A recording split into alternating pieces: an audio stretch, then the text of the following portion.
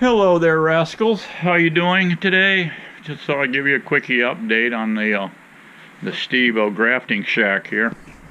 What I've got here, I've got a little outside thermometer here, and we're right about 89 degrees in this building. And I put this thing on, we'll go inside here in a second, but I got this little interior probe here going through the wall. I'm thinking about, instead of having it close to this door, maybe put it right about in here.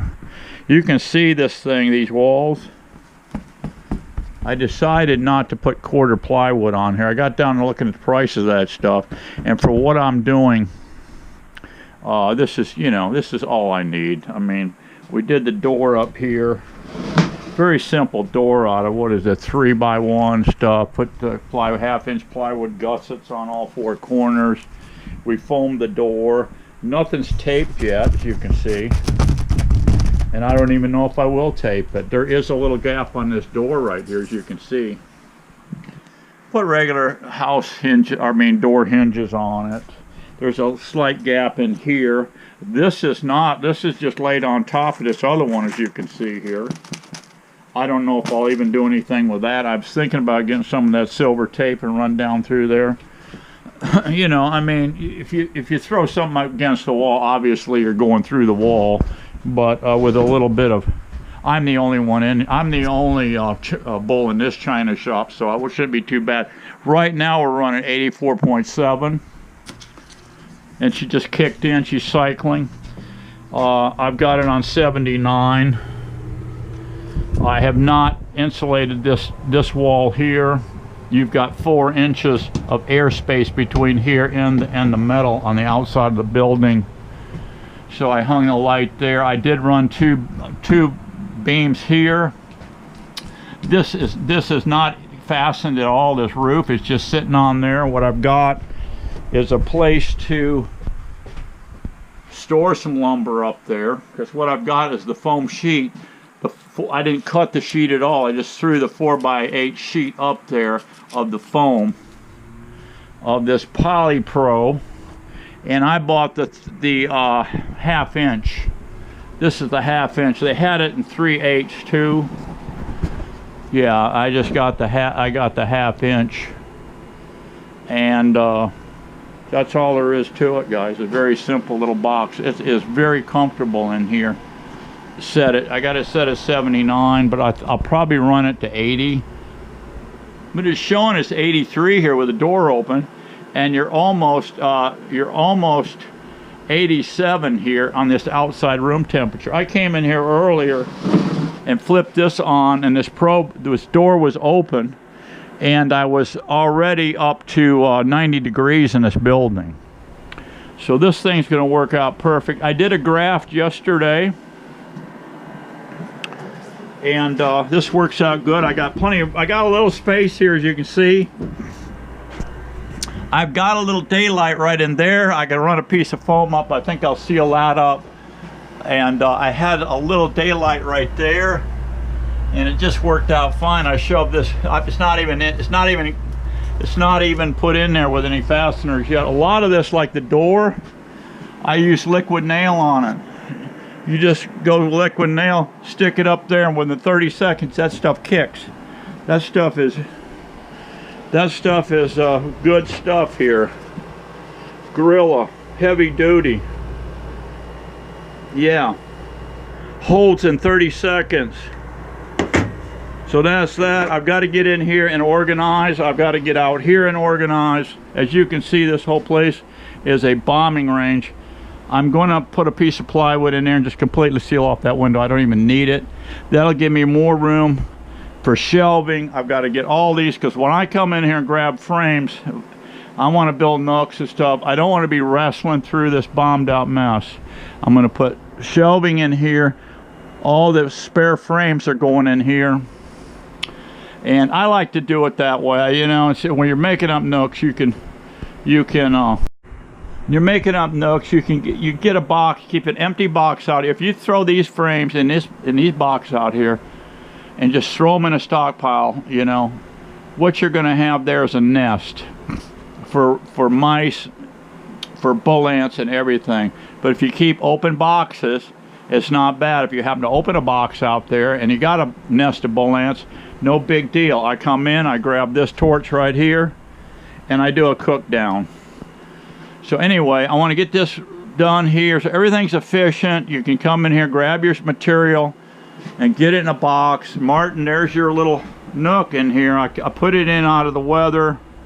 I should slap a coat of paint on that for you so you can reuse it. But anyway, I need more perching, as you can see. But what I was going to tell you, I ordered from Man Lake. This worked out pretty good, by the way. This little kit here, this little oral kit, I bought this thing because it had some picks in it and it had a mirror in it and stuff for teeth cleaning. But I said, man, that's going to make a nice little unit for keeping my tools in. Now, I didn't use my German tool the other day, yesterday, because I didn't have any royal jelly to harvest. So I did a dry graft, and it worked out fine. Those girls had packed a lot of royal jelly in on those, and I bought from Man Lake 10 of these Chinese grafting tools, and you can see that little tip there. It's kind of straight. Take these, put it in your mouth, and warm it up in your mouth, and push it up with your tongue. You can see how I just kicked it up with just a little. Now it's just right to come in there into your cell and get that larva scooped out of there. But what I do on these, you know, I've seen so many, like girls are good at this, especially a girl with good eyesight. They can go like crazy on the grafting once they get the hang of it. Well, me, I'm not so fast, okay?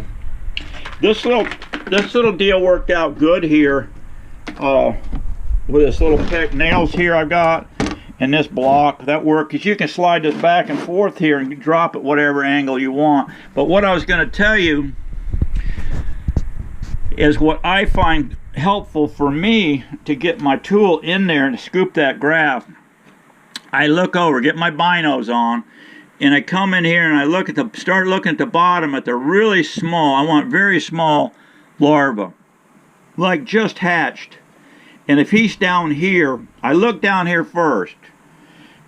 And what I do, I don't know what everybody else does. I see these guys, and a lot of girls too, they're good at, they just dip it right in that cell and come right out with it. Well, with my binos on and my eyesight, I'm not too slick at that. But what I am pretty good and easy to do, and if you guys are just starting, maybe you can do this also. Look down here and you find that real small commas you want, the real small larva. And I just start at the bottom. There's no need starting up here if you've got good larvae here. Start at the bottom and just take a little tool like this. You can use a toothpick or whatever and break that wall membrane, that wall cell down. Pull it down this way. You may have a larva next to it or right next to it, same size you want. But take one here and start pulling that down. If you got an egg down here, don't worry about it. You're going for these larvae. Pull that down. Now you get it right in here close, and you can slide right up in there with your Chinese grafting tool and scoop that out of there. That's the way I've been doing it, and I had very good luck yesterday with doing it that way. And I did it that way once before. I learned that trick before when I was grafting before. I just don't have the knack of getting down in there, straight in there with that Chinese tool. But if I pull those cell walls down, it's right there, and you just dip right in. But start at your bottom and just kind of work your way up till you find the ones you want. And if you buy these, I suggest you get, they're so cheap, buy 10 of them, you know. So we'll go in on the 5th, October 5, and see if they're capped. If they are capped, they're coming out and they're going in. And I want to show you something else in the barn over there. Something else I did yesterday also. Okay guys, this is what I wanted to show you. I made this up yesterday. This is paint. These are paint sticks. Okay, you see me making the propolis traps with that. So what I've done here, this will go in my in between. I could cut them down a little bit, slightly, run them through a table saw, but here you got 15 JZBZ, and I just melted it. I've got a little crock pot there. Melted a little wax on that each side to hold them. But I took an 1/8 bit. I did buy one size bigger than 8 for that, but to lay that out, all I did was put it over here in the vise and set my JZBC bar on there, and then I took a T-pin. I had 15 T-pins, and I went down through and pinned it. Then I got done with that. I could see my little mark. Then I came in and marked it with an ink pen, and then I drilled it out with an 8/8 bit. And but what I'm going to do here, this is a little bit too loose for me. I mean, it works, but I'm just going to put it in the hive just like you see it here, and then I'm going to put it in the incubator just like you see it here, okay, instead of this big bar. And that way, when I need, I'm trying to talk here, rooster, little peckerhead. Anyway, what I'm going to do is I've got some grounding wire here, some copper grounding wire, and what I'm going to do here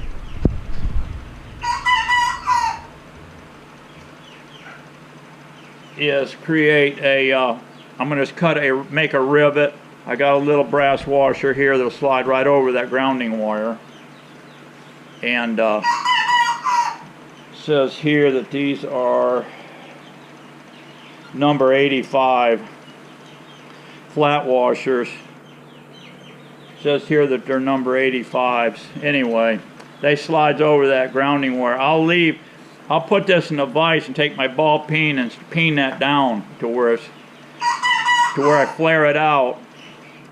Then I'm going to push this through, cut off a piece about this long, pass it through, take this screw out, pass that copper lead through, put another one on top, and I will trim off probably, I don't know, maybe an eighth inch, and then set it on my anvil here and just tap it down. That copper will, and you just keep tapping it down and checking it till she's, you know, snug here. That will be better than this screw.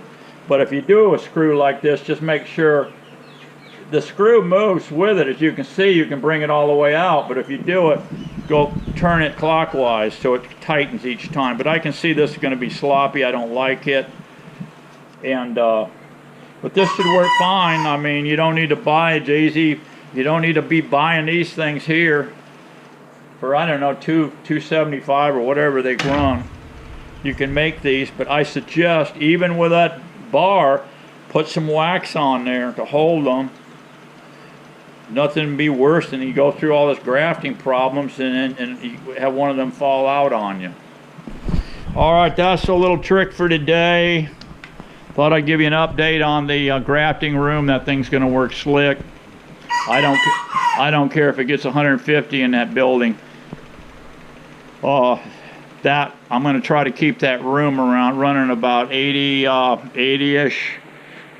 You could go up to 85 in there, be fine, but for comfortable working in there, you want it, say, 80 degrees, and that way you're not chilling larvae and stuff like that. And that's the way we're going to roll. And I will get with you on the next one. See ya.